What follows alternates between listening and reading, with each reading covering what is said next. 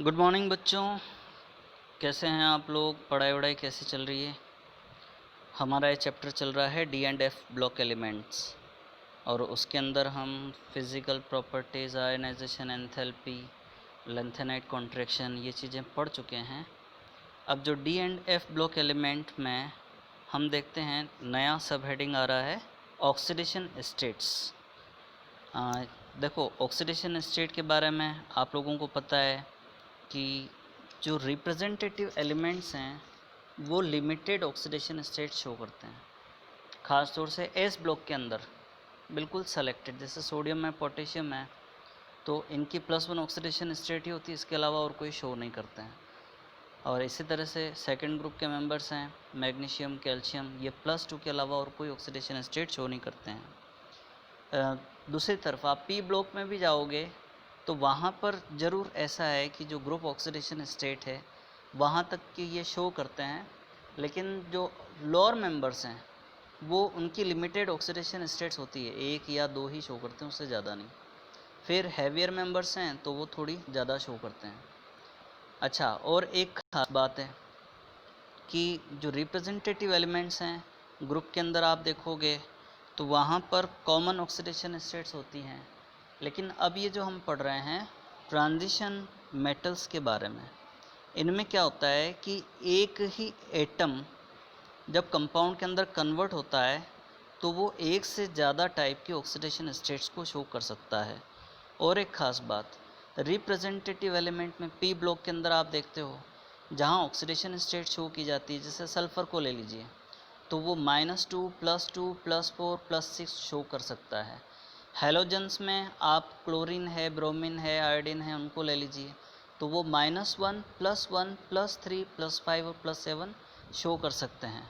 तो वहाँ एक अल्टरनेट, जैसे ग्रुप 16 है तो जो ऑक्सीडेशन स्टेट शो करते हैं वो इवन नंबर वाली शो कर रहे हैं या अल्टरनेट शो कर रहे हैं। इसी तरह से ग्रुप 17 है वो ओड नंबर वाली शो कर रहे हैं। लेकिन जो ट्रांजिशन मेटल्स हैं या फर्स्ट सीरीज़ वाले एलिमेंट्स आप लोगों को दिख रहे हैं, इनकी खास बात क्या है, ये जो ऑक्सीडेशन स्टेट शो कर रहे हैं वो रेगुलर इंक्रीज़ होती जाती है, यानी वहाँ पर अल्टरनेट ओड इवन वाला गैप नहीं है, यहाँ पर एक कंटिन्यूटी है। और एक ख़ास बात, आप जो दोनों एक्सट्रीम एंड्स हैं उनको छोड़ दीजिए। जैसे स्कैंडियम है उसके लिए केवल एक +3 ऑक्सीडेशन स्टेट ही होती है, वो स्टेबल है। जिंक है वो भी केवल +2 वाली ही शो करता है।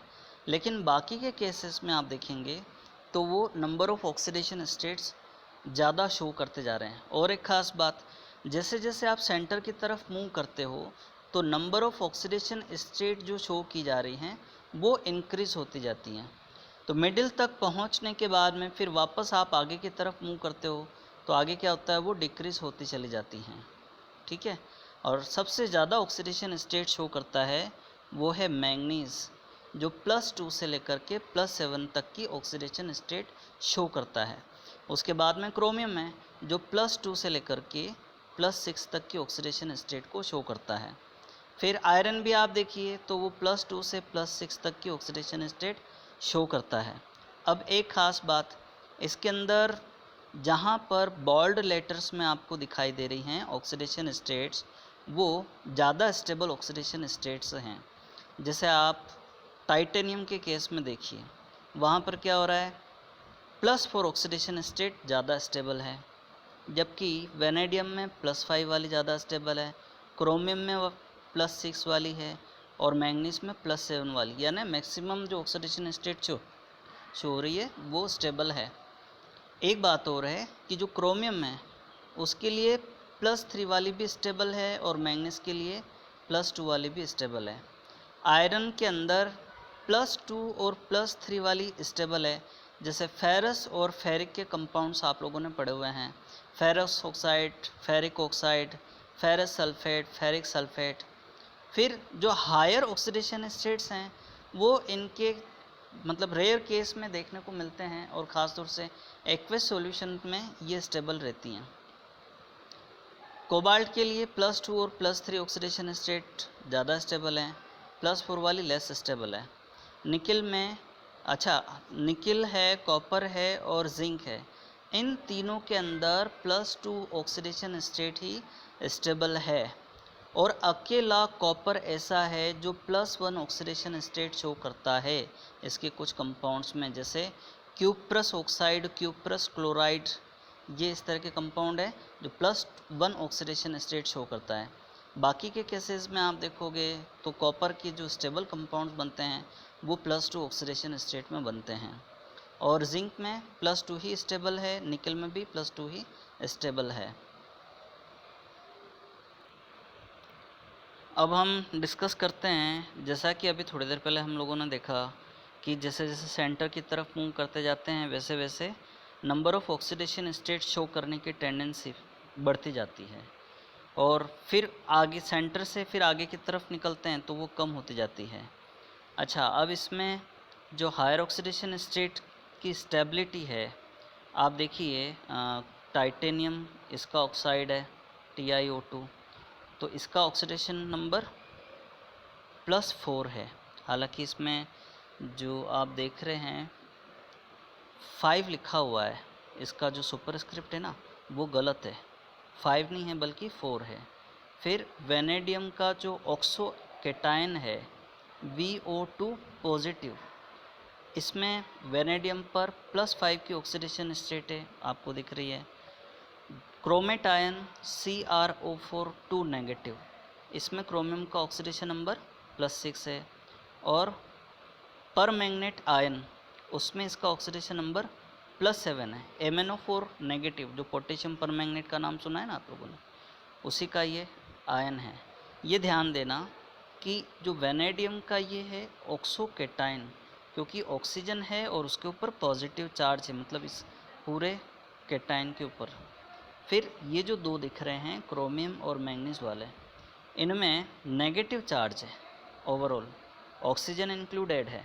एक ख़ास बात ध्यान रखना कि ऑक्सीजन के साथ में इनका जो बॉन्ड बन रहा है वो बॉन्ड कोऑर्डिनेट बॉन्ड है या कोवलेंट बॉन्ड कह सकते हैं, क्योंकि जो कोऑर्डिनेट बॉन्ड होता है उसके अंदर कोवलेंट वाला ही कैरेक्टर होता है। फिर आगे की तरफ मूव कर रहे हो वहाँ पर क्या हो रहा है कि ऑक्सीडेशन स्टेट जो हैं वो लेस वाली ज़्यादा स्टेबल होती चली जाती हैं, रीज़न भी आपको पता है।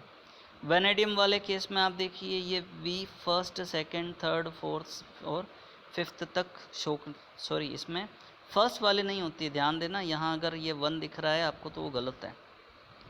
तो सेकंड से लेकर के फिफ्थ तक की ऑक्सीडेशन स्टेट्स ये शो करता है वेनेडियम, जो या तो इसके ऑक्साइड्स में या फिर इसके ऑक्सो कैटायंस के अंदर होती है। अब यहाँ ख़ास बात क्या है, जो वेनेडियम वाले केस में आप लोगों ने देखा कि रेगुलर ऑक्सीडेशन स्टेट ये शो कर रहे हैं।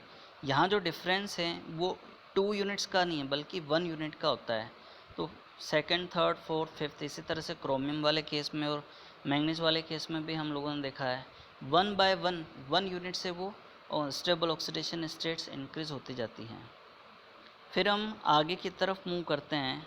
आप देखिए जो पी ब्लॉक के मेंबर्स हैं उनमें तो आप लोगों ने ये पढ़ा हुआ है इनर्ट पेयर इफ़ेक्ट, कि जो हैवियर मेंबर्स हैं उनके लिए ग्रुप ऑक्सीडेशन स्टेट या जो हाईएस्ट ऑक्सीडेशन स्टेट है उसकी स्टेबिलिटी कम होती है।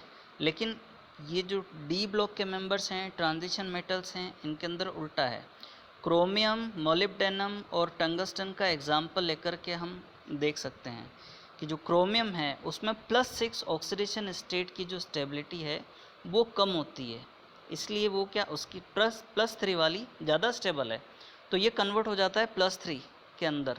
लेकिन आप देखिए जो मोलिब्डेनम है, टंगस्टन है, इनके ऑक्साइड्स +6 ऑक्सीडेशन स्टेट में ज़्यादा स्टेबल हैं, जो क्या इंडिकेट कर रहा है, ये इनर्ट पेयर इफ़ेक्ट का उल्टा इफ़ेक्ट शो कर रहा है, जहाँ पर हायर ऑक्सीडेशन स्टेट ज़्यादा स्टेबल होती है। इसीलिए हम बोल सकते हैं कि chromium 6th stronger oxidising agent है, यानी वो खुद रिड्यूस होगा, किसी और को ऑक्सीडाइज करेगा। फिर आगे की तरफ आप देखिए ये जो कॉम्प्लेक्स कंपाउंड्स बनाते हैं तो ये इन लिगेंड से इलेक्ट्रॉन पेयर को एक्सेप्ट करते हैं। यहाँ हम ख़ास बात कर रहे हैं कार्बोनिल, यानी जो कार्बन मोनोऑक्साइड है उसको लिगेंड की फॉर्म में कार्बोनिल भी बोला जाता है। उसके साथ में जो कंपाउंड्स बन रहे हैं निकल और आयरन के आप लोग देख रहे हैं, जैसे ये NiCO4 और FeCO5, यहाँ पर ये मेटल हैं, इनके ऊपर जो चार्ज है वो ज़ीरो है। तो फिर ये स्टेबलाइज कैसे होते हैं? इसका रीज़न है क्योंकि जो कार्बोनिल है या कार्बन मोनोऑक्साइड है वो अपने इलेक्ट्रॉन पेयर इनके वैकेंट ऑर्बिटल, जो मेटल्स हैं ना, उनके वैकेंट ऑर्बिटल के अंदर डोनेट करती हैं। होता क्या है, जब इन मेटल पर इलेक्ट्रॉन की डेंसिटी बढ़ जाती है तो ये रिवर्स या anti bonding pi star anti bonding orbitals होते हैं, उनके अंदर इलेक्ट्रॉन को ये ट्रांसफ़र कर देते हैं। तो आप यूँ कह सकते हो कि एक तरह की ये बैक बॉन्डिंग बन गई जिसको स्टेबलाइज करती है। तो ये बात माइंड में रखना, निकल और आयरन की जो दो एग्जाम्पल बताए हैं इनमें मेटल का ऑक्सीडेशन स्टेट ज़ीरो होता है, यानी ये कैटायन की फॉर्म में नहीं होती हैं। नया सब हेडिंग आ रहा है, ट्रेंड्स इन M2+/M स्टैंडर्ड इलेक्ट्रोड पोटेंशियल। जैसे ही ये टर्म सुनते हैं तो हमें इलेक्ट्रोकेमिस्ट्री याद आ जाती है, यानी E0 की वैल्यू।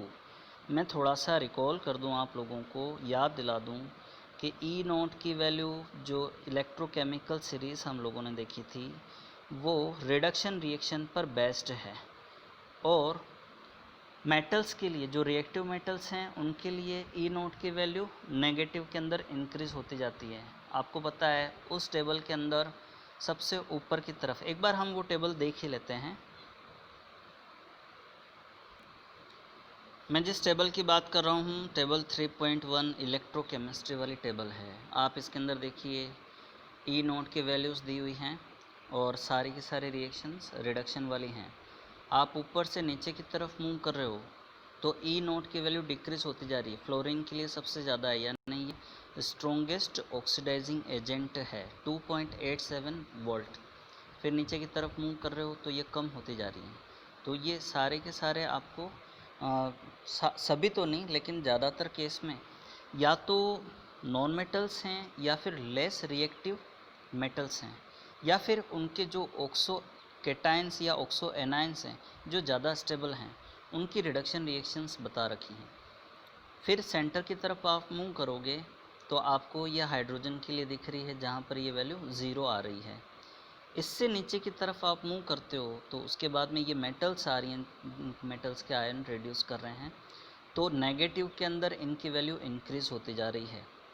आप देख रहे हो जैसे सोडियम के लिए वैल्यू -2.71 है और कैल्शियम के लिए -2.87, फिर लास्ट में लिथियम के लिए -3.05 वोल्ट है। या आप यूँ कह दो कि जैसे जैसे थोड़ा ऊपर की तरफ मूव कर रहे हो वैसे वैसे E0 की वैल्यू कम होती जा रही है नेगेटिव के अंदर। तो ये बात माइंड में रखना, जिस मेटल के लिए E0 की वैल्यू माइनस में जितनी ज़्यादा होगी वो मेटल उतनी ज़्यादा रिएक्टिव होगी। अब आप जिंक को देखिए, इसके लिए -0.76 वोल्ट है। तो ये metal magnesium, sodium, calcium, potassium, lithium के कंपैरिजन में तो लेस रिएक्टिव है, लेकिन इससे ऊपर जो अवेलेबल मेटल्स हैं क्रोमियम, आयरन, निकल, टिन, लेड, इनसे ये ज़्यादा रिएक्टिव है। फिर आप कॉपर के लिए वैल्यू देख लीजिए, +0.34 वोल्ट आ रही है, पॉजिटिव में है, जो ये इंडिकेट करता है कि इसकी रिएक्टिविटी कम है। और आप ऊपर की तरफ मूव करोगे तो सिल्वर के लिए आप देखिए प्लस में 0.80 वैल्यू है, और गोल्ड के लिए आप देखिए प्लस में 1.40 है, जो इंडिकेट करता है कि बहुत ही कम रिएक्टिव है ये, इसकी रिएक्टिविटी बहुत कम है मेटल की। अब अगर हम इस ग्राफ को समझने की कोशिश करें जिसमें E0 का ट्रेंड बता रखा है तो ये हमें आसानी से समझ में आएगा। देखो ये चीज़ ध्यान में रखना, ये ब्लैक एंड वाइट पिक्चर है, आपकी बुक के अंदर कलरफुल पिक्चर बता रखी है जिसमें दो तरह की वैल्यूज़ हैं, और एक तो ग्रीन स्पॉट वाले हैं और एक रेड स्पॉट वाले हैं। जो ग्रीन वाले हैं वो कैलकुलेटेड वैल्यू हैं, जो रेड वाले हैं वो ऑब्जर्व्ड वैल्यूज़ हैं। तो आप अपनी बुक में भी ध्यान दीजिएगा, पर एक चीज़ केवल आप यहाँ पर इसको छोड़ दीजिए तो बाकी के केस में कैलकुलेटेड और ऑब्जर्व्ड वैल्यू के अंदर कोई ज़्यादा डिफरेंस नहीं आ रहा है। अब हम ध्यान दें, अगर एक नॉर्मल चीज़ कंसिडर करें तो E0 की वैल्यू आप ये कुछ पॉइंट्स हैं उनको छोड़ दीजिए, तो बाकी के केस में एक स्ट्रेट लाइन बन रही है जिसमें स्लोप पॉजिटिव आ रहा है, या हम ये कह सकते हैं कि ई नोट की वैल्यू बढ़ती जा रही है। कुछ जो एक्सेप्शनल केसेस हैं वो इसको आप ले लीजिए और एक इसको ले लीजिए और एक ये ले लीजिए। अब ये 3 केस कौन से हैं? ये वाला जो केस है ये मैंगनीज का है, और फिर इधर ये वाला जो केस आपको दिख रहा है ये निकल का है, और ये जो केस दिख रहा है ये जिंक का है। मतलब अगर आप मैंगनीज, निकल और जिंक को छोड़ दो तो बाकी के केस में क्या हो रहा है, जो ई नोट की वैल्यू है वो इंक्रीज़ होती जा रही है। ध्यान देना, ई नोट की वैल्यू इंक्रीज़ होने का मतलब है कि रिएक्टिविटी डिक्रीज़ हो रही है। मतलब ये हुआ कि ये जो वैल्यू है टॉप में दिख रही है ये कॉपर के लिए है, जो आपको यहाँ पता लग रहा है। तो इन सारी मेटल्स में अकेली कॉपर ऐसी है जिसके लिए ई नोट की वैल्यू पॉजिटिव में है और प्लस 0.34 वोल्ट होती है। यानी कॉपर सेकेंड आयन को जो रिड्यूस करना होता है तो वो बड़े आसानी से रिड्यूस हो सकती है, तो रिड्यूस हो करके और कॉपर मेटल बनाएगी। बाकी के केस में हम यूँ बोल सकते हैं, अब जैसे जिंक के साथ कंपैरिजन करो, इसमें वैल्यू -0.76 वोल्ट है, जो इंडिकेट कर रहा है कि इसकी रिएक्टिविटी कॉपर से ज़्यादा है। अच्छा, अगर हम यूँ सोचें तो ऐसा लगता है कि अगर इस ट्रेंड को फॉलो किया जाना था तो फिर जिंक की वैल्यू तो हाई होनी चाहिए थी, यहाँ पर कहीं आनी चाहिए थी, लेकिन अब कुछ रीज़न है। इसी तरह से आप मैंगनीज वाले केस में भी देख सकते हो। इन तीनों का हम डिस्कस करें कि एक्सपेक्टेड ट्रेंड से ये बियॉन्ड क्यों जा रही है। मैंगनीज का केस आपको बड़ी आसानी से समझ में आएगा, वो उसके स्टेबल इलेक्ट्रॉनिक कॉन्फ़िगरेशन से रिलेटेड है। रीज़न क्या है? मतलब ये हुआ कि इसका स्टेबल कॉन्फ़िगरेशन D5 वो मोर स्टेबल है, तो जो मैंगनीज सेकंड आयन बनता है वो स्टेबल होता है, मतलब उसको रिड्यूस करना डिफ़िकल्ट होता है, इसीलिए इसकी वैल्यू नेगेटिव में है, जो इसकी रिएक्टिविटी को शो कर रही है। जिंक वाला केस भी आपको समझ में आ गया होगा। D10 स्टेबल कॉन्फ़िगरेशन होता है, तो 2 इलेक्ट्रॉन रिमूव करने के बाद D10 यानी जिंक सेकंड आयन बनता है Zn2+, उसको रिड्यूस करना डिफ़िकल्ट है। आप यूँ कह दो कि जिंक मेटल की रिएक्टिविटी ज़्यादा है, जो आसानी से इलेक्ट्रॉन को रिलीज़ कर सकती है और जिंक सेकंड आयन बना सकती है, जो ज़्यादा स्टेबल है। कॉपर के मामले में ऐसा नहीं है। फिर बात आती है निकल वाला केस। ध्यान देना, ये जो लाइन आपको दिख रही है निकल इससे बियॉन्ड जा रहा है। ये ऑब्जर्व वैल्यू की बात कर रहा हूँ मैं, कैलकुलेटेड की नहीं। मतलब ये एक्सपेक्टेड ट्रेंड से नीचे या 0 से कम वैल्यू शो कर रहा है, जो हल्की सी इसकी रिएक्टिविटी को दर्शा रहा है। इसका रीज़न क्या है? निकल का जो सेकंड आयन बनता है उसकी हाइड्रेशन एंथैल्पी ज़्यादा होती है, यानी वाटर के अंदर इसके आयन जब डिज़ोल्व होते हैं तो वाटर के मॉलिक्यूल उसको सराउंड करते हैं, एनर्जी रिलीज़ होती है और उसको स्टेबलाइज करती है।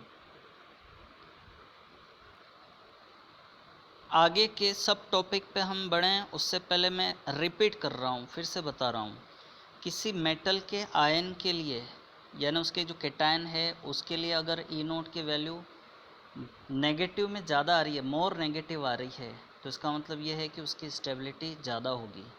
अब इसी चीज़ को लेकर के हम थोड़ा समझने की कोशिश करें। यहाँ जो ट्रेंड बता रखा है वो कौन सा है? ये M3+/M2+ में रिडक्शन का ट्रेंड है, जो ख़ास तौर से हम 2 तरह के आयंस के लिए डिस्कस करेंगे।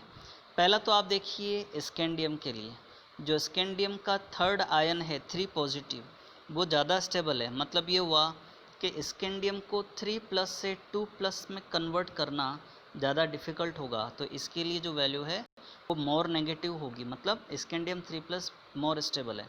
रीज़न क्या है? क्योंकि इसमें 3D का 1 इलेक्ट्रॉन और 4s के 2 इलेक्ट्रॉन ये सारे के सारे एक साथ रिमूव हो जाते हैं, तो नियरेस्ट नोबेल गैस का यानी आर्गन का इलेक्ट्रॉनिक कॉन्फ़िगरेशन इसको मिलता है जिसको स्टेबलाइज करता है। लेकिन जिंक का केस बिल्कुल उल्टा है इसका, यानी जिंक में अगर आप देखोगे तो Zn3+ को अगर रिड्यूस किया जाए जिंक सेकंड आयन में, वहाँ वैल्यू मोर पॉजिटिव आएगी। तो मोर पॉजिटिव क्या इंडिकेट करता है कि जिंक 3+ को ईजिली रिड्यूस किया जा सकता है और जिंक सेकंड में कन्वर्ट किया जा सकता है। रीज़न क्या है आपको अच्छी तरह से पता है, क्योंकि D10 कॉन्फ़िगरेशन जिंक के लिए ज़्यादा स्टेबल है। यानी एस के 2 इलेक्ट्रॉन आप रिमूव करके रखो तो जिंक 2+ वो स्टेबल है, या यूँ कहते हैं कि जो जिंक 3+ है वो लेस स्टेबल है। यही केस मैंगनीज के लिए कंसिडर करोगे तो वहाँ पे भी एप्लीकेबल है, यानी मैंगनीज थर्ड आयन के बजाय मैंगनीज सेकेंड आयन ज़्यादा स्टेबल है, जो मोर पॉजिटिव वैल्यू को इंडिकेट करेगा।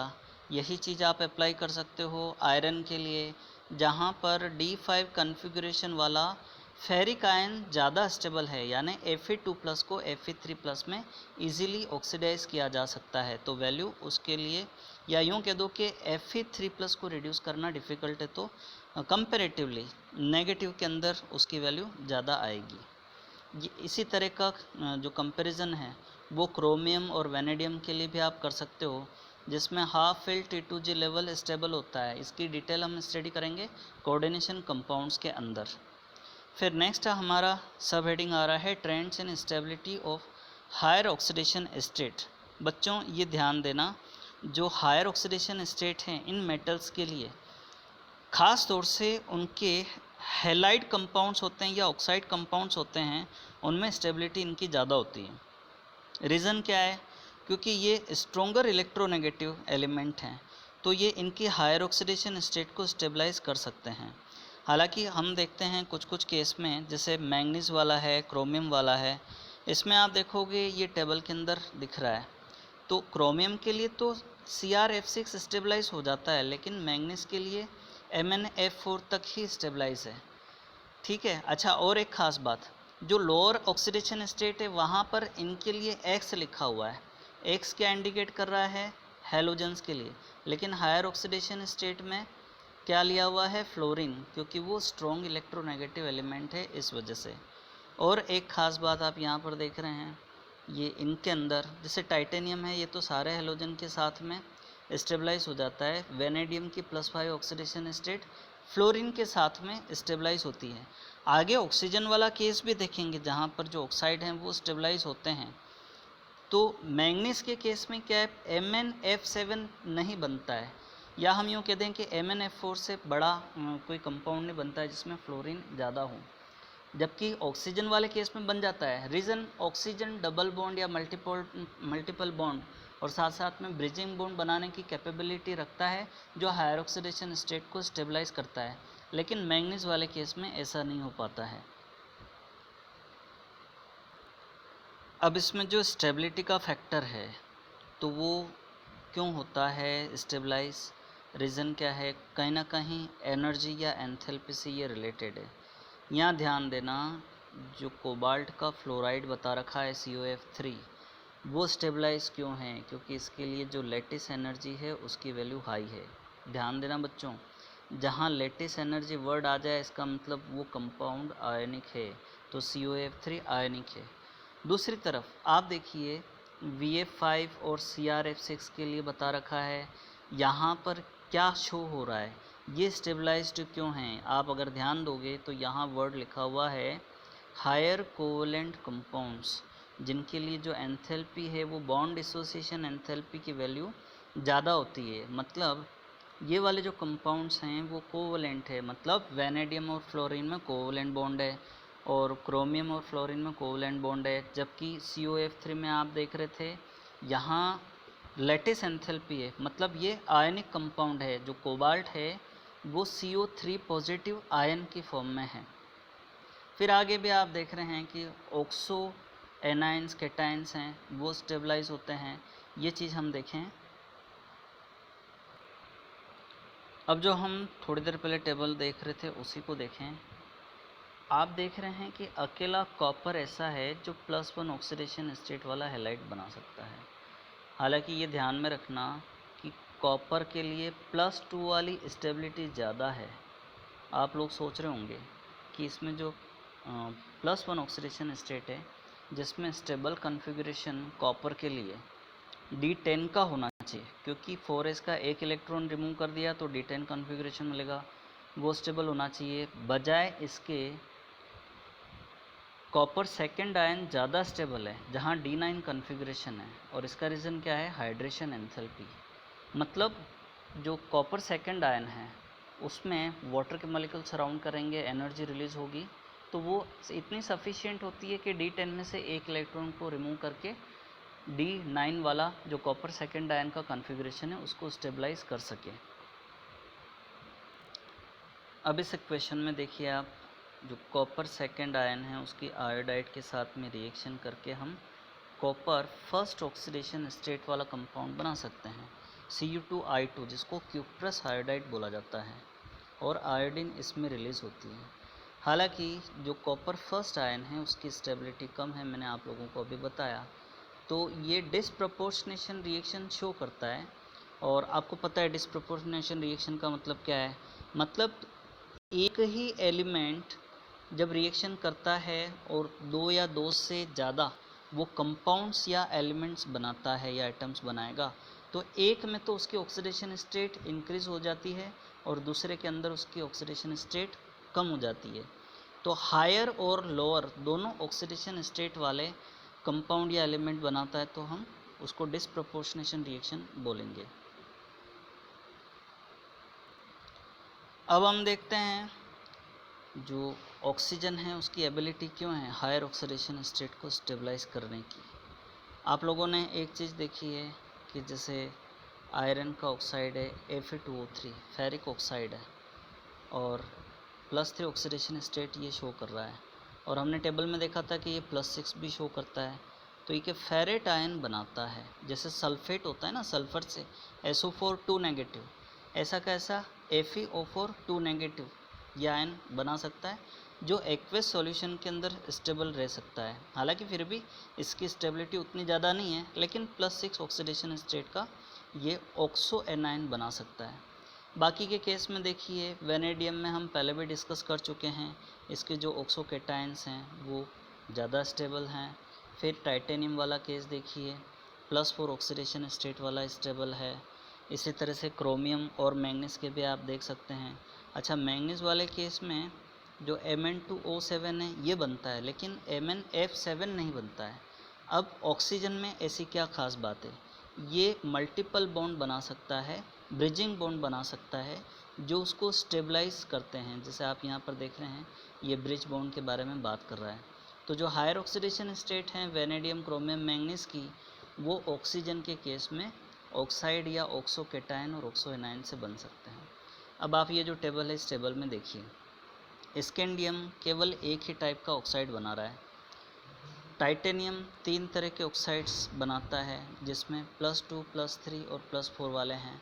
वेनेडियम में +2 से लेकर के +5 तक के। क्रोमियम है, उसमें भी आप देखिए +2 से +6 तक के, यानी CrO से लेके CrO3 तक के ऑक्साइड्स बना रहा है। ध्यान देना, CrO3 स्टेबल है, लेस स्टेबल है, +6 ऑक्सीडेशन स्टेट, तो ये डिकम्पोज होकर के क्रोमियम थर्ड आयन बना लेता है, या क्रोमियम का +3 ऑक्सीडेशन स्टेट वाला ऑक्साइड बना लेता है।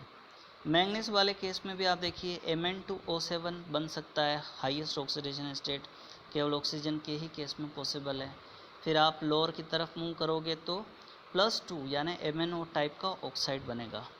फिर जैसे जैसे आप आगे मूव कर रहे हो तो हायर ऑक्सीडेशन स्टेट वाले ऑक्साइड बनाने की टेंडेंसी कम होती जा रही है। आयरन के केस में आप देख रहे हो कि ये फेरिक ऑक्साइड और Fe3O4 और फेरस ऑक्साइड बना रहा है। हालांकि जो Fe3O4 है वो मिक्स्ड ऑक्साइड है, जो कि FeO और Fe2O3 के कॉम्बिनेशन से बना है। फिर कोबाल्ट वाला केस है, तो इसमें भी दो ही तरह के ऑक्साइड बन रहे हैं, और निकल में +2 ऑक्सीडेशन स्टेट स्टेबल है। अकेला कॉपर है जो क्यूप्रस ऑक्साइड बनाता है, जिसमें +1 ऑक्सीडेशन स्टेट है। हालांकि ये भी स्टेबल नहीं है, लेस स्टेबल है, बजाय उसके क्यूप्रिक ऑक्साइड CuO ज़्यादा स्टेबल है। और जिंक वाला केस आप देख रहे हो, उसमें केवल एक ही ऑक्साइड बनेगा ZnO, जो कि स्टेबल होगा D10 कॉन्फ़िगरेशन की वजह से। नेक्स्ट सब हेडिंग है chemical reactivity and E0 values. हालांकि ये इसमें पॉइंट्स वही हैं जो हम पहले डिस्कस कर चुके हैं, फिर भी थोड़ा सा हम रिवाइज़ कर लें। एसिड के अंदर मेटल को डिप करते हैं, हाइड्रोजन गैस रिलीज़ होती है, ये आपको पता है। अब ई नॉट की वैल्यू के बेसिस पर देखा जाए, आपको पता है कि हमने उस टेबल में और ग्राफ में देखा था, लेफ़्ट टू राइट मूव कर रहे हैं, एटॉमिक नंबर इंक्रीज़ होने के साथ में ई नॉट की वैल्यू भी इंक्रीज़ होती जाती है, और ये इंक्रीज़ हो रही है यानी पॉजिटिव की तरफ मूव कर रही है, जो इंडिकेट कर रहा है कि केमिकल रिएक्टिविटी कम होती जाती है। हालांकि कुछ केस में जैसे कि टाइटेनियम है, वेनेडियम है, इनके केस में क्या होता है कि जो डाइल्यूट एसिड होते हैं उनके साथ में ये रिएक्शन करती हैं, लेकिन उतनी ज़्यादा रिएक्टिविटी शो नहीं करती हैं। ई नॉट की वैल्यू के बेसिस पे देखें तो लगता है ऐसा कि रिएक्टिविटी शो होनी चाहिए, इसका रीज़न अलग है। ये क्या करती हैं, ये अपने सरफेस के ऊपर पैसिव ऑक्साइड की एक लेयर बना लेती हैं, जो फर्दर ऑक्सीडेशन को प्रिवेंट करती हैं। निकल और जिंक वाला केस, उसमें आपको पता है ही है, जो एक्सपेक्टेड ट्रेंड से बियॉन्ड शो करती हैं, उसका रीज़न निकल वाले केस में Na2+ के लिए हाइड्रेशन एंथैल्पी की वैल्यू ज़्यादा है, जिंक वाले केस में +2 oxidation state D10 configuration state के साथ में ज़्यादा है, मैंगनीज वाले केस में D5 कॉन्फ़िगरेशन है। यानी पॉइंट वही हैं जो हम पहले डिस्कस कर चुके हैं। अब एक चीज़ आप जो यहाँ नोट कर रहे हो, मैंगनीज जो थर्ड आयन है और कोबाल्ट का थर्ड आयन है, वो स्ट्रोंगर ऑक्सीडाइजिंग एजेंट हैं। मतलब ये हुआ कि खुद रिड्यूस होंगे, किसी और को ऑक्सीडाइज करेंगे। रीज़न आपको पता है, इलेक्ट्रॉनिक कन्फिग्रेशन से रिलेटेड है। दूसरी तरफ आप देखिए, जो टाइटेनियम, वेनेडियम और क्रोमियम हैं, ये रिड्यूसिंग एजेंट है, मतलब इनके लिए हायर ऑक्सीडेशन स्टेट स्टेबल है, तो ये खुद ऑक्सीडाइज होंगे और किसी और को रिड्यूस करेंगे। जैसे ये एक रिएक्शन देखिए, जो क्रोमियम सेकंड आयन है, वो क्रोमियम थर्ड आयन के अंदर कन्वर्ट होकर के एसिड के सॉल्यूशन में से हाइड्रोजन गैस को रिलीज़ कर रहा है। अब कुछ एडिशनल प्रॉपर्टीज़ में हम डिस्कस करें, जैसे मैग्नेटिक प्रॉपर्टी। फर्स्ट चैप्टर पढ़ा था सॉलिड स्टेट, उसमें भी मैग्नेटिक प्रॉपर्टी के बारे में डिस्कशन किया था। आपको मैं बता दूं कि जो मैग्नेटिक प्रॉपर्टी है वो किस पर डिपेंड करती है। इलेक्ट्रॉन जो चार्ज पार्टिकल है वो अपने एक्सिस पे मूव करता है और न्यूक्लियस के चारों तरफ भी चक्कर लगाता है, तो दो वजह से वो मैग्नेटिक फील्ड जनरेट करता है। एक तो उसका एक्सिस के ऊपर रोटेशन होता है, और दूसरा यानी स्पिन, जिसको स्पिन बोल सकते हैं, और दूसरा ऑर्बिट के अंदर उसका मूवमेंट होता है। क्योंकि मैक्सवेल ने कहा था जो चार्ज पार्टिकल है वो जब एक्सेलरेटेड होता है तो एनर्जी रेडिएट करता है, तो ये जो मैग्नेटिक फील्ड जनरेट हो रही है वो भी उसी वजह से हो रही है।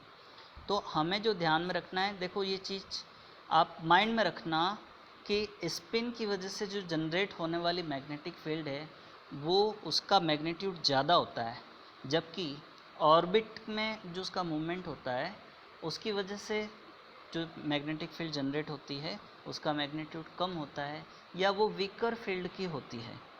ठीक है, अब यहाँ आपको एक फार्मूला दिख रहा है, वो फार्मूला क्या इंडिकेट कर रहा है, इसको स्पिन ओनली फार्मूला बोलते हैं, जिसके अंदर केवल स्पिन को ही, स्पिन वाला फैक्टर है उसको ही इंक्लूड किया है, जो मैग्नेटिक मोमेंट को बताता है। अब ये जो इसके अंदर देख रहे हो म्यू, बोर मैग्नेटॉन के अंदर इसकी यूनिट होती है, is equal to √n into n+2। ये एक कैलकुलेशन के लिए फार्मूला है, जो नंबर ऑफ़ अनपेड इलेक्ट्रॉन्स को इंक्लूड करके मैग्नेटिक मोमेंट को फाइंड आउट किया जा सकता है, किसी भी एलिमेंट के लिए या कंपाउंड के फॉर्म में भी अगर वो है तो उसके लिए। अब इसमें देखिए, जिस एलिमेंट के अंदर जितने ज़्यादा अनपेड इलेक्ट्रॉन होंगे उसके अंदर पैरामैग्नेटिक कैरेक्टर उतना ज़्यादा होगा। अगर सारे के सारे इलेक्ट्रॉन्स पेड फॉर्म में हैं, यानी एक भी अनपेड इलेक्ट्रॉन नहीं है, तो n की वैल्यू 0 होगी, तो ऑब्वियसली म्यू की वैल्यू भी 0 हो जाएगी, मतलब वो डायमैग्नेटिक होगा। लेकिन ये जो मेटल्स हैं, ट्रांजिशन मेटल्स, इनमें आपको पता है कि पैरामैग्नेटिक और स्ट्रोंगर पैरामैग्नेटिक, जिसको हम फेरोमैग्नेटिज्म भी बोल सकते हैं, जैसे आयरन, कोबाल्ट, निकल में तो ख़ास तौर से इनके अंदर क्या होता है, डोमेन होते हैं इलेक्ट्रॉन्स के। तो क्या होता है, जब हम इलेक्ट्रिक फील्ड अप्लाई करते हैं तो इलेक्ट्रॉन्स का जो अलाइनमेंट है वो सेम डायरेक्शन में हो जाने की वजह से मैग्नेटिक फील्ड काफ़ी लार्ज स्केल तक हो जाती है, तो इसलिए इनसे मैग्नेट बनती है या चुंबक बनती है। अच्छा, अब हम देखें इनके जो कंपाउंड्स होते हैं उन कंपाउंड्स के अंदर भी अनपेयर्ड इलेक्ट्रॉन होंगे। तो जैसे जैसे अनपेयर्ड इलेक्ट्रॉन्स बढ़ते जाएंगे, ये टेबल देखिए कैलकुलेटेड एंड ऑब्जर्व्ड वैल्यूज़ के लिए जो मैग्नेटिक मोमेंट के लिए बता रखी है। इसमें आप पहले तो ये ध्यान दीजिए कि ये जो आयंस हैं इनके लिए कैलकुलेटेड और ऑब्जर्व्ड वैल्यूज़ उसमें बहुत ज़्यादा डिफरेंस नहीं है, हल्का फुल्का वेरिएशन कहीं आ रहा है। जैसे ये यहाँ पर सेम है, यहाँ पर ऑलमोस्ट सेम है, तो थोड़ा थोड़ा सा मामूली सा वेरिएशन आपको कहीं पर दिख रहा होगा। ठीक है, अब ये जो कैलकुलेटेड वैल्यूज़ हैं ये कहाँ से आई? जो स्पिन ओनली फार्मूला हमने देखा था उस वहाँ से आई हैं। अब देखिए जो इलेक्ट्रॉनिक कॉन्फ़िगरेशन है D0 जहाँ कॉन्फ़िगरेशन है, मतलब एक भी अनपेयर्ड इलेक्ट्रॉन नहीं है, तो उसके लिए कैलकुलेटेड वैल्यू 0 होगी। D1 कॉन्फ़िगरेशन है, उस फार्मूले में 1 इलेक्ट्रॉन n की वैल्यू 1 पुटअप करो तो 1.73 मिलेगा, 2 पुटअप करोगे तो 2.84, 3 पुटअप करोगे यानी 3 अनपेयर्ड इलेक्ट्रॉन्स हैं तो उसमें 3.87 मिल रहा है। 4 इलेक्ट्रॉन होंगे अनपेयर्ड तो 4.90, 5 होंगे तो 5.92। अच्छा आप ध्यान देना, जैसे जैसे D6, 7, 8, 9, 10 की तरफ आप बढ़ रहे हो तो ये जो अनपेयर्ड इलेक्ट्रॉन्स है उनकी वैल्यू भी कम होती जा रही है, तो जो म्यू की वैल्यू है वो भी कम होती जा रही है, डिक्रीज होती जा रही है। मतलब जितने ज़्यादा अनपेयर्ड इलेक्ट्रॉन होंगे पैरामैग्नेटिक बिहेवियर उतना ज़्यादा होगा, म्यू की वैल्यू यानी मैग्नेटिक मोमेंट की वैल्यू उतनी ज़्यादा होगी। तो ये तो कैलकुलेटेड वैल्यूज़ थी। बस इसी तरह से जो ऑब्जर्व्ड वैल्यूज़ हैं उनमें भी ज़्यादा कोई डिफरेंस नहीं होता है। ये ध्यान रखना, रेस्पेक्टिवली 1, 2, 3, 4, 5 अनपेयर्ड इलेक्ट्रॉन्स हैं तो 1 point something, 2 point something, 3 point something के आसपास वैल्यूज़ होंगी। अब आ रहा है फॉर्मेशन ऑफ कलर्ड आयंस। आप लोगों ने एक चीज़ देखी होगी, कॉपर हैं, आयरन हैं, कोबाल्ट हैं, इनके जो सॉल्ट्स लेबोरेटरी में आप लोगों ने देखे हैं वो कलरफुल सॉल्ट्स होते हैं। अब ये कलर क्यों शो करते हैं? ध्यान देना, अनपेयर्ड इलेक्ट्रॉन्स इसके लिए रेस्पॉन्सिबल हैं। अगर अनपेयर्ड इलेक्ट्रॉन नहीं हैं तो कलरफुल कंपाउंड नहीं बनेगा, या तो जो सॉल्ट है वो वाइट कलर का होगा, वाटर में डिज़ोल्व करने पर कलरलेस सॉल्यूशन बनाएगा। आप यहाँ देखिए जो स्कैंडियम है जिसमें स्कैंडियम 3 पॉजिटिव और टाइटेनियम 4+ के जो कंपाउंड्स हैं वो कलरलेस हैं, जबकि आगे आप मूव कर रहे हो जिनमें अनपेयर्ड इलेक्ट्रॉन्स हैं तो उनका कुछ न कुछ कलर हो बताया जा रहा है। तो ये जो फिगर है, हालांकि इसमें ब्लैक एंड वाइट है, लेकिन आपकी बुक है उसके अंदर आप देखिएगा ये इनमें कलर्स शो किए हुए हैं, अलग अलग कलर्स बता रखे हैं। रीज़न क्या है? ये जो अनपेयर्ड इलेक्ट्रॉन्स होते हैं ये इलेक्ट्रोमैग्नेटिक रेडिएशन का पर्टिकुलर कोई पार्ट एक्सेप्ट करके और कलर शो करते हैं। हायर एनर्जी लेवल पर पहुंच जाते हैं, वहां से वापस जब लोअर एनर्जी लेवल पर जाते हैं तो ये रेडिएशन एमिट करते हैं, उनकी वजह से ये कलर शो करते हैं, और जो कलर एब्जॉर्ब करते हैं उसका कॉम्प्लीमेंट्री कलर ये शो करते हैं। तो ये अलग अलग कलर इसमें बताए हुए हैं। लास्ट की तरफ आप मूव करोगे, यहाँ पे आपको दिख रहा है जिंक सेकंड आयन के लिए, जहाँ D10 कॉन्फ़िगरेशन है ये कलरलेस है क्योंकि इसमें एक भी अनपेयर्ड इलेक्ट्रॉन नहीं है।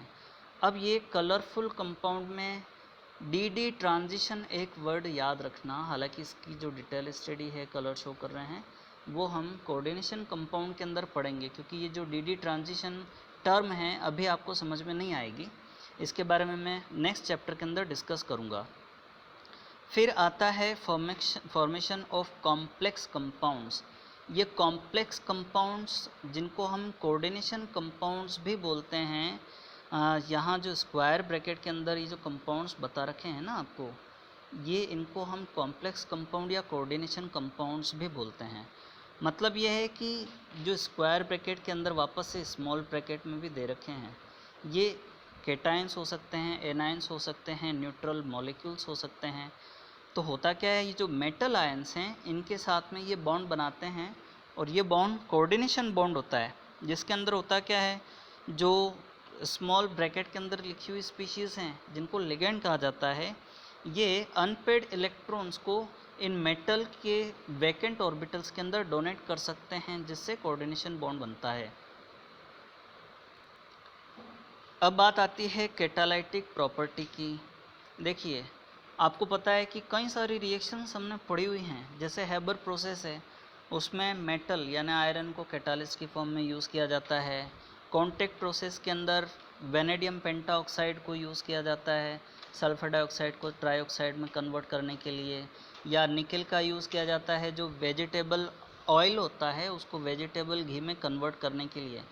तो ऐसे ढेरों एग्जांपल्स हमको मिल जाएंगे जहाँ पर ये कैटालाइटिक प्रॉपर्टी शो कर रही हैं, और ये ज़्यादातर केस में हमको ट्रांजिशन मेटल्स ही मिलेगी। इसका रीज़न क्या है समझना, इनके पास में अनपेड इलेक्ट्रॉन्स होते हैं जो बॉन्डिंग के अंदर पार्टिसिपेट कर सकते हैं। तो जो रिएक्टिंग मॉलिक्यूल्स हैं इनकी सरफेस के ऊपर पहले एड्जॉर्ब हो जाते हैं, तो उन मॉलिक्यूल्स के अंदर के जो बॉन्ड हैं वो वीक हो जाते हैं, तो इंटरमीडिएट कॉम्प्लेक्स बनते हैं। फर्दर क्या होता है, जब ये नए तरह के बॉन्डिंग बनाते हैं तो इनका डिफ्यूज़न, या यूँ बोल दो कि अब ये अपनी सरफेस से रिमूव हो जाते हैं, तो नए तरह के ये कंपाउंड्स या प्रोडक्ट्स बनाते हैं। अब एक अच्छा कैटालिस्ट की खासियत क्या है, रेट ऑफ रिएक्शन को बढ़ा देती हैं। रीज़न क्या है, क्योंकि इनमें जो इंटरमीडिएट कॉम्प्लेक्स बनते हैं वो एनर्जी की जो एक्टिवेशन एनर्जी है उसकी वैल्यू को कम कर देते हैं। उससे क्या होता है, एक अनादर पाथवे या अल्टरनेट पाथवे प्रोवाइड करवाती हैं जो रेट ऑफ रिएक्शन को फास्ट कर देती है, क्योंकि एक्टिवेशन एनर्जी की ज़रूरत कम होती है तो कम एनर्जी पे ही रिएक्शन फास्ट हो जाती है। एक एग्जांपल आप यहाँ पर देखिए, जैसे जो आयोडाइड आयन है उसको पर सल्फेट आयन के साथ में रिएक्शन कर रहे हैं, तो इसके अंदर क्या हो रहा है, आयोडीन और सल्फेट आयन्स बन रहे हैं। अगर इसमें फेरिक आयन्स को कैटालिस्ट की फॉर्म में ले लें तो रिएक्शन फास्ट हो जाती है। अब किस तरह से ये रिएक्शन होती है, होता क्या है कि जो फेरिक आयन है वो पहले आयोडाइड आयन के साथ में रिएक्शन करता है, तो उसमें आयोडीन लिबरेट होती है और ये जो फेरिक है वो फेरस के अंदर कन्वर्ट हो जाता है। अब ये फेरस आयन क्या करता है, पर सल्फेट आयन के साथ में रिएक्शन करके सल्फेट बनाता है और खुद ऑक्सीडाइज हो जाता है। मतलब पहले जो रिएक्शन ये डायरेक्ट हो रही थी, अब क्या हुआ, आयरन उसके अंदर पार्टिसिपेट कर रहा है। और आपको पता है ये कैटालिस्ट है, कैटालिस्ट की खासियत क्या होती है, वो रिएक्शन के अंदर पार्टिसिपेट तो करते हैं लेकिन रिएक्शन ख़त्म होने के बाद क्वालिटेटिवली और क्वांटिटेटिवली अनचेंज्ड रहते हैं। अब हम देखें फॉर्मेशन ऑफ इंटरस्टिशियल कंपाउंड्स।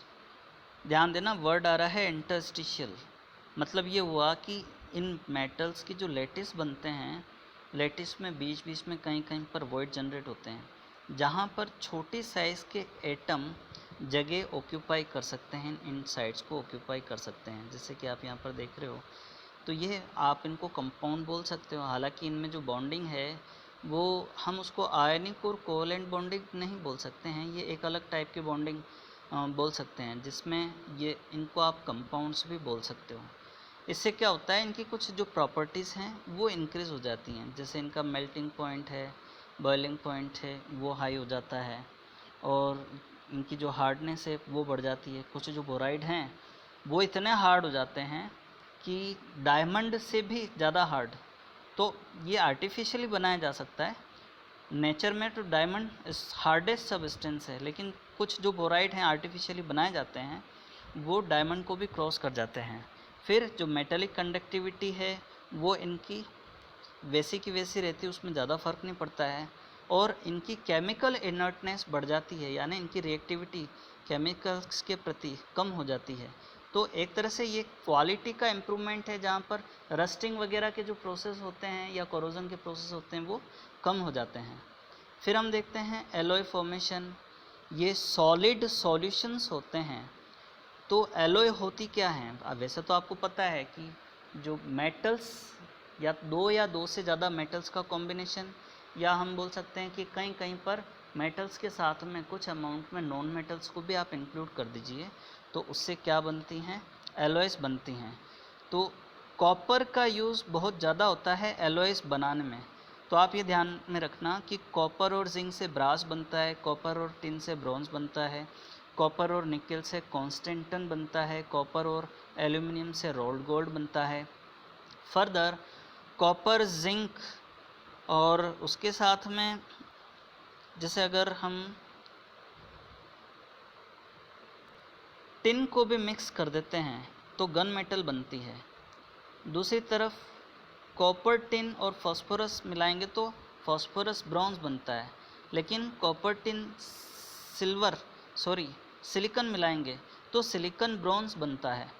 फिर कॉपर निकिल और जिंक से जर्मन सिल्वर बनता है, और कॉपर निकिल और आयरन से मोनल मेटल बनती है।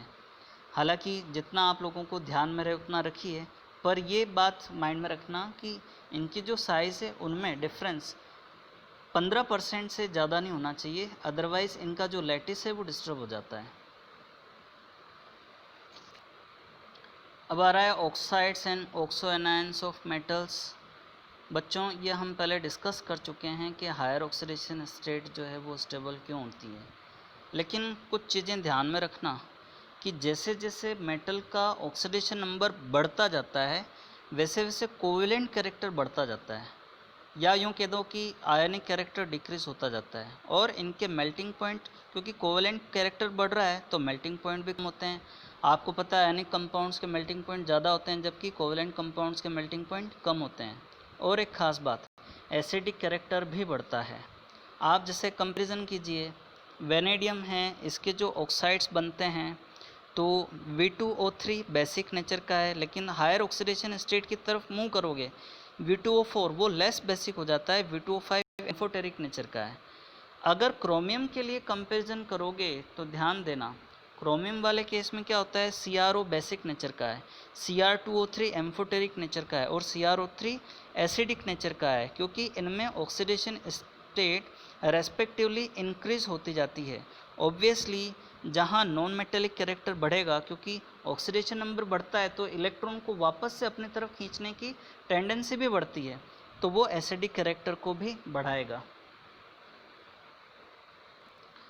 आगे आप देख रहे हैं पोटेशियम डाइक्रोमेट और पोटेशियम परमैंगनेट, इनके बनाने के मेथड, इनकी प्रॉपर्टी, इनके जो कंपाउंड्स हैं और आयन्स हैं उनकी प्रॉपर्टी के बारे में बताया हुआ है। यह हमारे सिलेबस से निकाल दिया गया है, इस साल ये नहीं पूछा जाएगा, फिर भी समय निकाल करके कंपटीशन एग्ज़ाम के पॉइंट ऑफ व्यू से आप इनकी स्टडी ज़रूर कीजिएगा।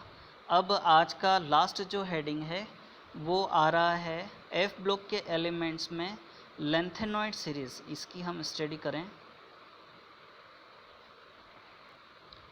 The inner transition elements, F block elements, general electronic configuration आपको पता है, N-2F सबशेल के अंदर इलेक्ट्रॉन सेंटर होते हैं।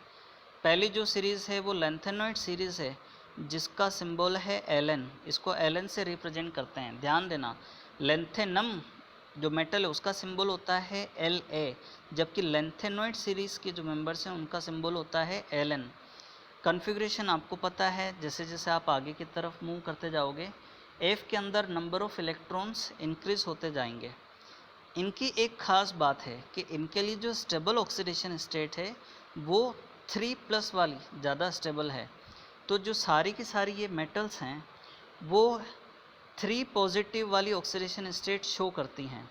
कहीं कहीं पर कुछ कुछ केसेस में ये या तो +2 या +4 ऑक्सीडेशन स्टेट भी शो करती हैं। फिर इनकी एटॉमिक साइज़ के बारे में हम देखें। देखिए, लेंथेनॉइड कॉन्ट्रैक्शन ये हम पहले पढ़ चुके हैं, और आपको पता है कि F सबशेल, उसकी वजह से जो शील्डिंग इफ़ेक्ट है वो सबसे कम होता है या सबसे पुअर होता है। उसका रिज़ल्ट क्या निकलता है, बाहर वाले इलेक्ट्रॉन्स को न्यूक्लियस ज़्यादा तेज़ी से अपनी तरफ अट्रैक्ट करता है, तो उससे क्या होता है कि साइज़ इनकी डिक्रीज़ होती है। तो ये लेंथेनॉइड कॉन्ट्रैक्शन ये भी शो करते हैं। अब ये जो ग्राफ आप देख रहे हैं इसमें बीच वाली जो लाइन आपको दिख रही है, एटॉमिक नंबर एक्स एक्सिस पर हमने लिया है और ये एटॉमिक साइज़ है वाई एक्सिस पर। इसमें ये सारे के सारे जो आयंस बता रखे हैं ये 3 पॉजिटिव वाले बता रखे हैं। अच्छा, जो कुछ मेटल्स हैं +4 ऑक्सीडेशन स्टेट शो करती हैं, जैसे सीरियम है, प्रेसियोडियम है, इसके अंदर आप ऑब्वियसली नंबर ऑफ़ इलेक्ट्रॉन्स कम हो गए तो इनकी साइज़ भी छोटी हो गई। अब जैसे प्रेसियोडियम को आप कंपैरिजन कीजिए, +3 की साइज़ बड़ी है जबकि +4 की साइज़ काफ़ी छोटी है। दूसरी तरफ +2 ऑक्सीडेशन स्टेट भी शो करने वाले आयंस हैं, जैसे सेमेरियम है, यूरोपियम है, या नीचे की तरफ आप मूव कीजिए, थुलियम है, यटर्बियम है, +2 ऑक्सीडेशन स्टेट शो कर रहे हैं। इनकी साइज़ नेचुरली जो +3 ऑक्सीडेशन स्टेट वाले इनके आयन्स हैं उनसे ज़्यादा होगी। ऑक्सीडेशन स्टेट्स वैसे हम जानते हैं, फिर भी थोड़ा सा डिस्कस कर लें। +3 ऑक्सीडेशन स्टेट ज़्यादा स्टेबल है, हालांकि +2 +4 भी बनते हैं, लेकिन ध्यान रखना वो वापस से +3 में कन्वर्ट होने की कोशिश करती हैं। इससे एक चीज़ पता लगती है कि जो +2 ऑक्सीडेशन स्टेट वाले आयन्स हैं वो +3 में कन्वर्ट होंगे यानी ऑक्सीडाइज होंगे तो ये रिडक्टेंट का काम करेंगे। इसका उल्टा +4 वाले ये +3 में कन्वर्ट होंगे तो ऑक्सीडेंट का काम करेंगे। तो E0 की वैल्यू भी इसी बेसिस पर समझी जा सकती है। प्लस पॉजिटिव के अंदर वैल्यू आ रही है जो इंडिकेट करती है कि सीरियम 4 पॉजिटिव को सीरियम 3 पॉजिटिव में इजीली रिड्यूस किया जा सकता है। अब हम थोड़ा सा इलेक्ट्रॉनिक कन्फिग्रेशन पर नज़र डाल लेते हैं। लेंथेनम के लिए आपको दिख रहा है डी के अंदर एक इलेक्ट्रॉन है 5d1 6s2। फिर सीरियम के अंदर डी और एफ दोनों में एक एक इलेक्ट्रॉन है और एस में भी है। लेकिन जैसे ही प्रेसियोडियम की तरफ मूव करोगे तो डी का इलेक्ट्रॉन जंप करके एफ के अंदर आ जाता है। रीज़न क्या है? क्योंकि अब डी और एफ में गैपिंग बढ़ जाती है। ऊपर वाले जो देख रहे हैं इनमें गैपिंग कम है। अब नीचे क्या होता है, एफ वो न्यूक्लियस के पास में ज़्यादा खिसकता जाता है। 1 बाय 1 उसमें इलेक्ट्रॉन्स फिलअप होते जाते हैं। यूरोपियम के केस में F7 कन्फिग्रेशन जो हाफ फील्ड है वो स्टेबलाइज होता है। ऐसा कैसा गैडोलिनियम के अंदर भी आप देख रहे हैं F7 वो स्टेबलाइज हो जाता है। नीचे की तरफ मूव करोगे तो आप देख रहे हैं यटरबियम ल्यूटीशियम इनमें F14 कन्फिग्रेशन है। हालांकि ल्यूटीशियम के अंदर अब F14 कंप्लीट हो चुका है तो इलेक्ट्रॉन ऑब्वियसली डी के अंदर ही मूव करेगा। अब हम देखते हैं लास्ट हेडिंग है, सब हेडिंग है जनरल कैरेक्टरिस्टिक। इसके अंदर केमिकल प्रॉपर्टीज़ को भी हम डिस्कस कर लेते हैं। +3 ऑक्सीडेशन, पहले तो फिज़िकल प्रॉपर्टीज़ में ये मेटल हार्ड हैं और इनके मेल्टिंग पॉइंट ज़्यादा होते हैं। हालांकि जो सेमेरियम है उसका मेल्टिंग पॉइंट काफ़ी ज़्यादा है और इनका जो Al3+ है रिड्यूस होकर के Ln में कन्वर्ट होने की जो नेचर है उसके लिए E0 की वैल्यू ज़्यादा होती है।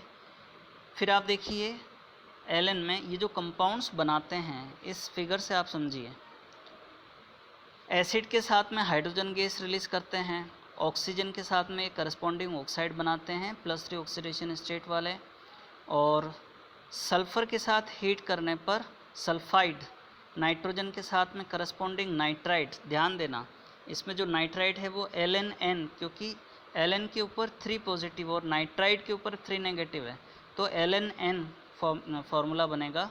कार्बाइड LnC2 टाइप के बनाएंगे, वाटर के साथ में रिएक्शन करके हाइड्रोजन गैस रिलीज़ करती हैं और करस्पॉन्डिंग हाइड्रोक्साइड बनाते हैं।